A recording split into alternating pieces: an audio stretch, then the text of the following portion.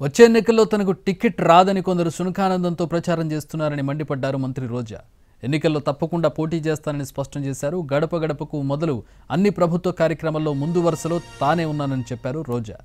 చంద్రబాబు, పవన్ ఎక్కడ పోటీ చేయాలో రెండేసి నియోజకవర్గాల్లో సర్వేలు చేయించుకున్నారంటున్నారు రోజా.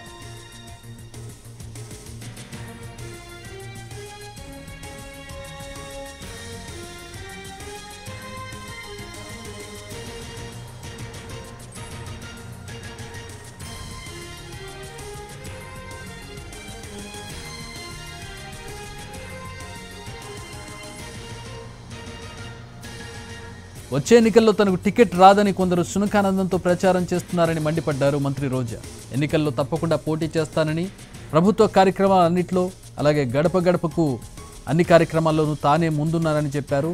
చంద్రబాబు, పవన్ ఎక్కడ పోటీ చేయాలో రెండేసి నియోజకవర్గాల్లో సర్వేలు చేయించుకుంటున్నారని విమర్శించారు రోజా.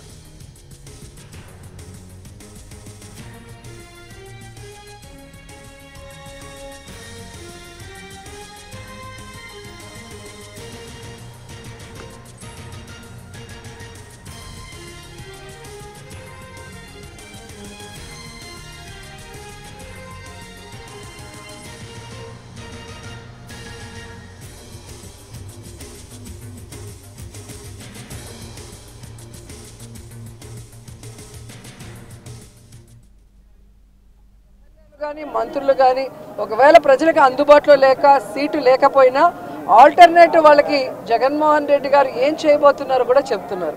కాబట్టి అందుకే ఎక్కడ గొడవలు లేవు, కోపతాపాలు లేవు. అండ్ నా విషయానికి వస్తే నగిరిలో రోజాకి సీటు లేదు అంటే ఆన్సర్ చెప్పాలి.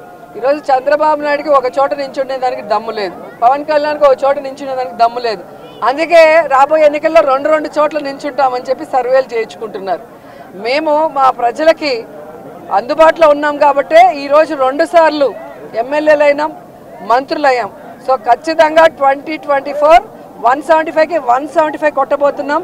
మేమందరం కూడా గెలవబోతున్నాం. అండ్ ఎవరైతే సునకానందం పొందాలనుకుంటున్నారో రోజాకి సీటు లేదు అని ఒక స్టోరీ లేసి, అది మీకు కొన్ని రోజులకి మాత్రమే సునకానందం.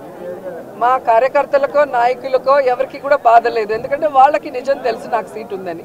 ఒకవేళ సీటు లేదని మీరు ఆనందపడినా కూడా నాకు ఇబ్బంది లేదు.